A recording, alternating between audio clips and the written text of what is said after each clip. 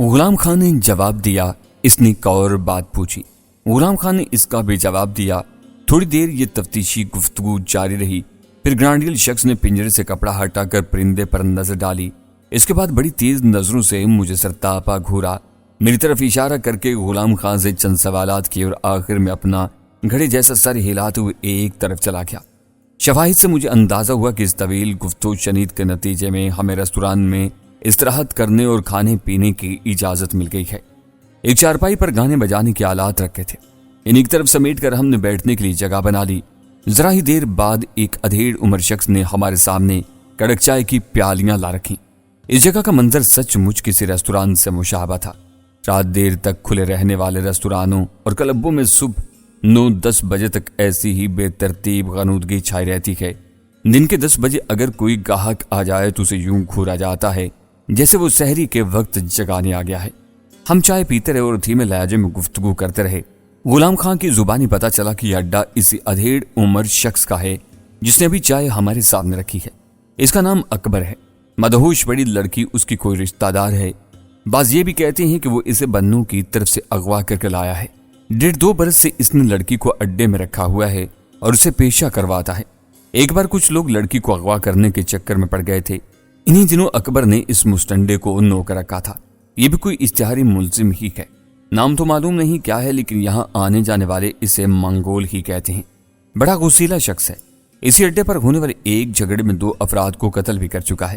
میں نے غلام خان سے پوچھا یہاں کس سے ملنا ہے ہمیں، لیکن اس نے جواب گول کر دیا، لیکن پھر اسے خود ہی خیال آیا اور وہ وضاحت کرتے ہوئے بولا، یہ پکھیرو ہمیں بیچنا ہے، اس کا خریدار یہیں آئے گا۔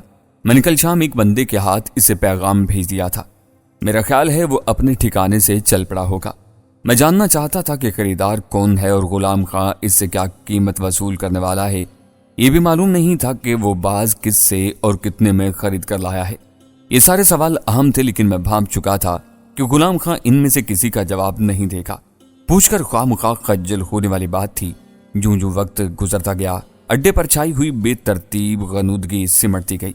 اس پہاڑی ریستوران کے معزز گاہک انگڑائیاں اور جمائیاں لیتے ہوئے بیدار ہو گئے۔ ان میں سے بیشتر صورت سے ہی چھٹے ہوئے بدمعاش نظر آتے تھے۔ اٹھتے ساتھ ہی انہوں نے ایک دوسرے کو شاندار گالیوں سے نوازنا شروع کیا۔ کچھ کلیاں اور غرارے وغیرہ کرنے لگے۔ سرخ انگارہ آنکھوں والے ایک لہیم شہیم پوٹوہاری نے اٹھتے ساتھ ہی بوتل کو منہ لگا لیا۔ ان میں سے شاید ہی کسی نے خاص طور پر ہمارا نوٹس لیا ہو۔ سب اپنے اپنے حال میں مگن تھے۔ غلام خان نے یہاں پہنچتے ہی باز والا پنجرا ایک بڑی چارپائی کے نیچے کھسکا دیا تھا۔ اب وہ مشکل ہی سے کسی کی نگاہ میں آ سکتا تھا۔ رنگ برنگی لڑکی بیدار ہو کر نہ جانے کس کونے خدرے میں جا چھپی تھی۔ بس کبھی کبھی دھواں دھار کھو کے پچھواڑے سے اس کی کھنکتی ہوئی آواز سنائی دی جاتی تھی۔ دوپہر کا کھانا دال گوشت اور 1 انچ موٹی خمیر روٹی پر مشتمل تھا۔ کھانے کے بعد 3-4 افراد واپس لوٹ گئے، تاہم جانے والوں کی جگہ 5-6 اور آ گئے۔ یہاں سے جانے اور یہاں آنے والا ہر شخص مسلح تھا۔ میری نگاہ بار بار کلائی کی گھڑی کی طرف اٹھ رہی تھی۔ خمیس ریستوران میں پہلو بدلتے 5-6 گھنٹے گزر گئے، لیکن تھا جس کا انتظار وہ خریدار نہیں پہنچا تھا۔ اکتاہٹ عروج پر پہنچی تو ہم نے بھی دوسروں کی دیکھا دیکھی تاش کی بازی شروع کر دی۔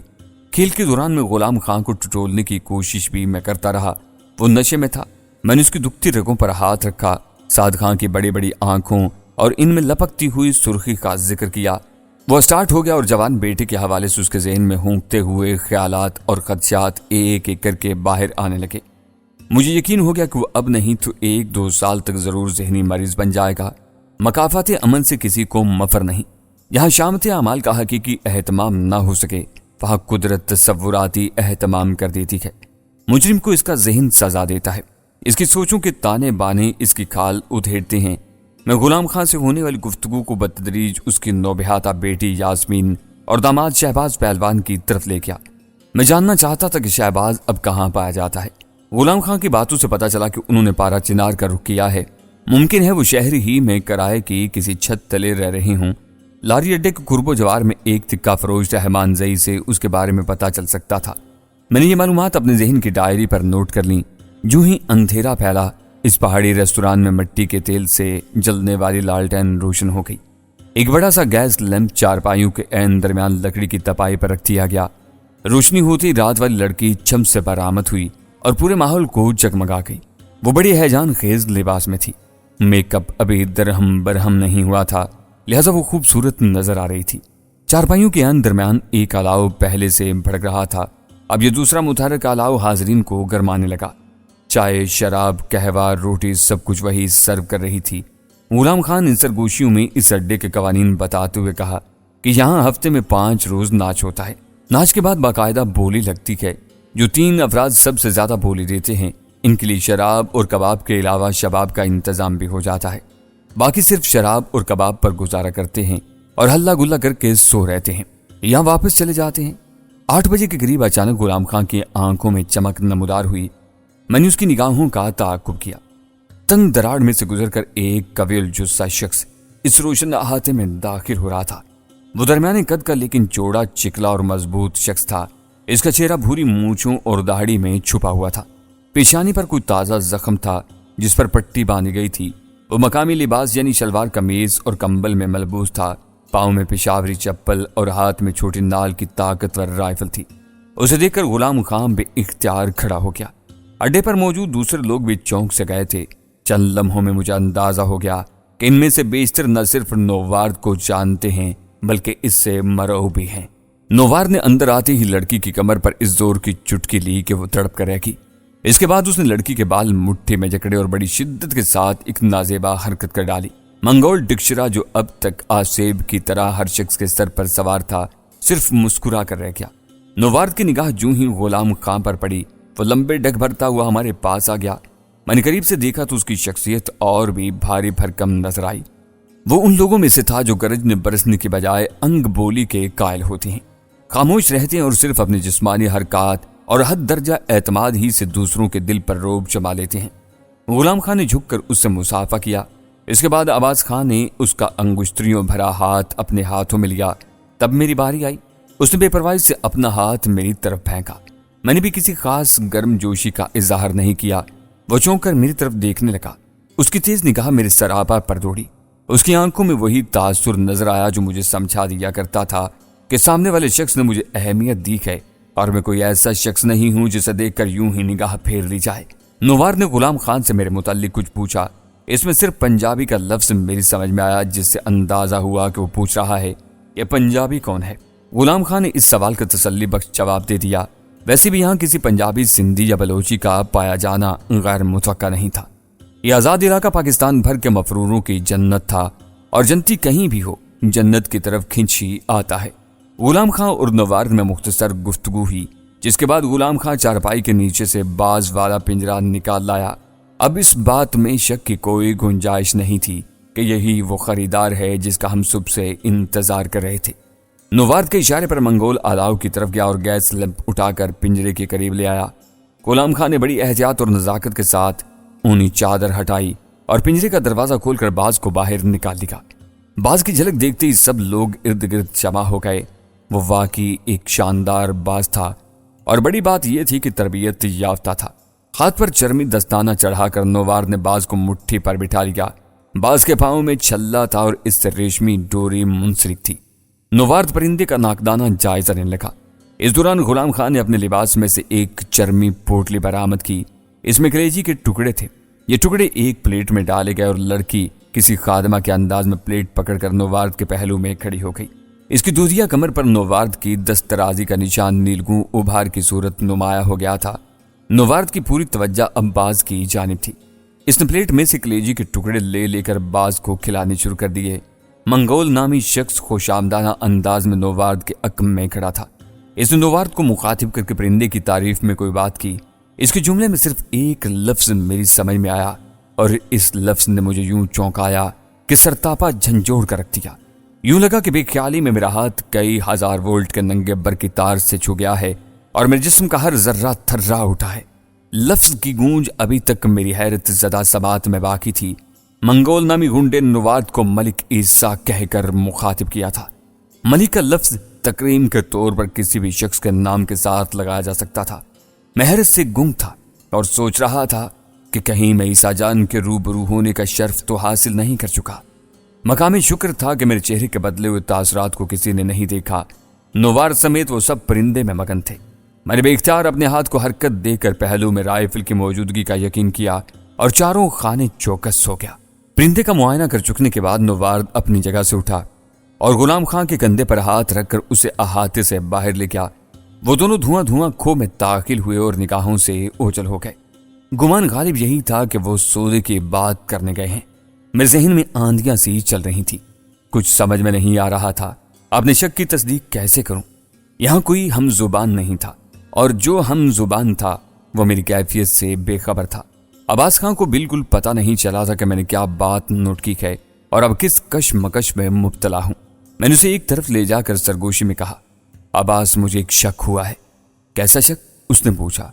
یہ بندہ جو باز خرید رہا ہے یہ عیسیٰ جان ہے۔ میری فکر نے عباس خان کے سر پر بم کے دھماکے کا کام کیا۔ وہ پھٹی پھٹی آنکھوں سے میری طرف دیکھنے لگا۔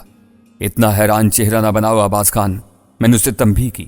وہ نارمل نظر آنے کی کوشش میں مصروف ہو گیا۔ میں نے کہا، مسئلہ یہ ہے کہ میں کسی سے بات نہیں کر سکتا۔ تم ذرا ٹوہ لگاؤ کہ کیا یہی عیسیٰ جان ہے، لیکن بڑی احتیاط سے۔ کوئی گھپلا ہوا تو یہاں ہم دونوں کی لاشیں تڑپتی نظر آئیں گی۔ عباس خان کے ہونٹ کپ کپا رہے تھے۔ مجھے لگا وہ کوئی گڑبڑ کر دے گا۔ وہ اتنا پست حوصلہ تو نہیں تھا، پتہ نہیں اسے کیا ہو گیا تھا۔ غالباً ایک دم عیسیٰ جان کا سن کر وہ بوکھلا سا گیا تھا۔ میں نے اپنا ارادہ ملتوی کر دیا اور اسے کہا کہ وہ کسی سے کچھ نہ کہے، میں خود معلوم کر لوں گا۔ صبح سے خاموش ساز بج اٹھے تھے اور نوخیز لڑکی الاؤ کی خوابناک روشنی میں رقص کرنے لگی تھی۔ کسی پشتو فلمی گانے کی دھن تھی جس پر وہ اپنے لچکدار بدن کو توڑ مروڑ رہی تھی۔ مجھے لگا جیسے بولی سے پہلے ہی بولی شروع ہو چکی ہے۔ دیکھیے صاحبان، یہ سڈول ٹانگیں دیکھیے، یہ پشت، یہ کندھے، یہ سامنے کا گداز اور یہ لچکیلی باہیں دیکھیے اور اندازہ لگائیے ان ٹھٹرتے ہوئے لکوں تک پہاڑوں میں اس نرم نرم ریشم کی قیمت کیا ہو سکتی ہے۔ تک دھنا دن، تک دھنا دن ویرانہ گونج رہا تھا، پیمانہ چل رہا تھا اور شبانہ ناچ رہی تھی۔ میں نے یوں ہی شبانہ کہہ دیا، پتہ نہیں اس کا کیا نام تھا، ویسے ناموں میں رکھا بھی کیا ہے۔ وہ ایک لڑکی تھی، وہ انگنت زمانوں سے اسی طرح محو رقص تھی۔ مذہب کے ٹھیکیدار، معاشرے کے چوہدری اور اخلاقیات کے کرتا دھرتا ہزارہ سال سے اسے نچا رہے تھے اور اس پر لعنت ملامت کے ڈونگرے بھی برسا رہے تھے۔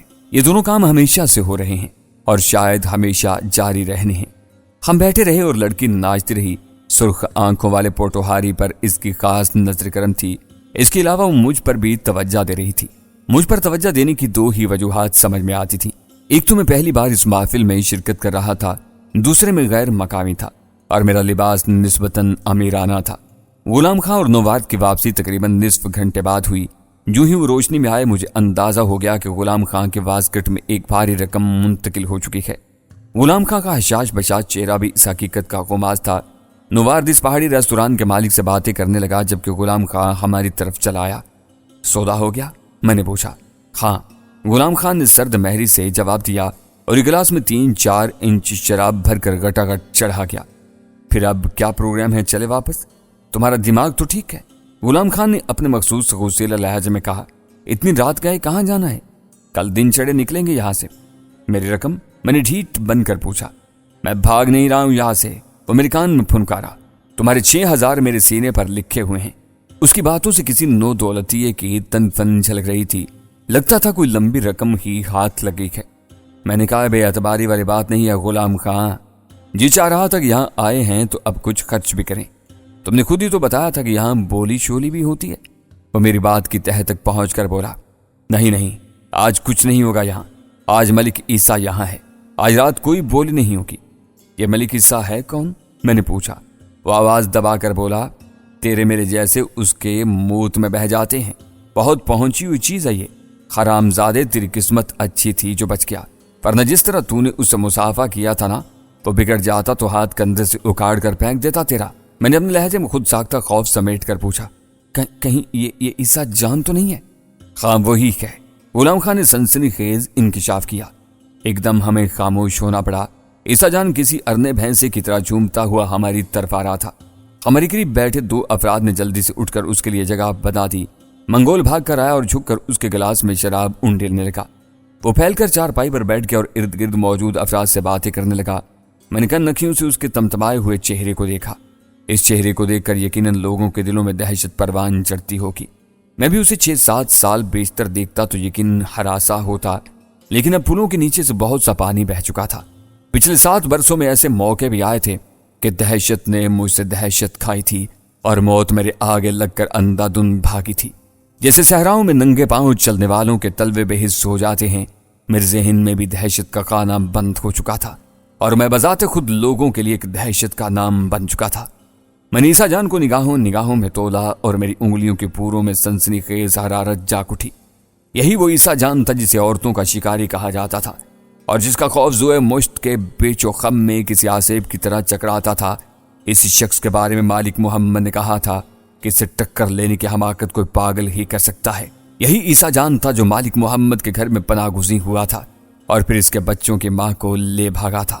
وہ نبیلہ کا قاتل تھا اور معلوم نہیں نبیلہ جیسی کتنی عورتیں اس کے بستر حوض پر روندی جا چکی تھی۔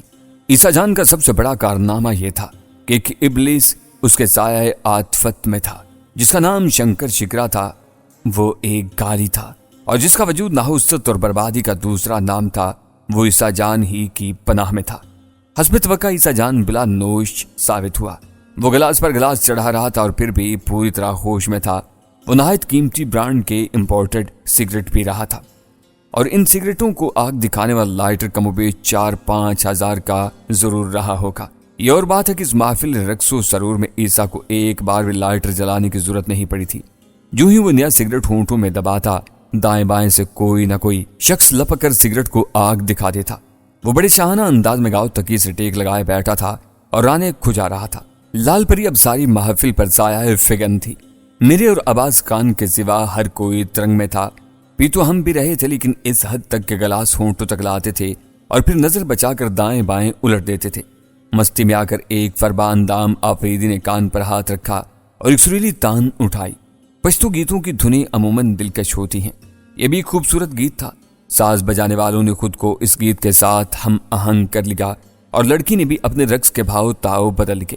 یقیناً یہ کوئی خود ساختہ قسم کا فحش گیت رہا ہوگا کیونکہ سننے والوں نے ہائے ہائے کے نعرے بلند کیے اور عیسیٰ جان کے ہونٹوں پر بھی لوفرانہ ہنسی سج گئی۔ گیت کا مکھڑا گا کر آفریدی چپ ہو گیا تو سرخ آنکھوں والے پوٹوہاری نے ایک مصرے کی تان اٹھائی۔ گیت کا مطلب کچھ اس طرح تھا: تیرے پراندے کے سرخ پھندنوں پر نظر پڑتی ہے تو جم کر رہ جاتی ہے۔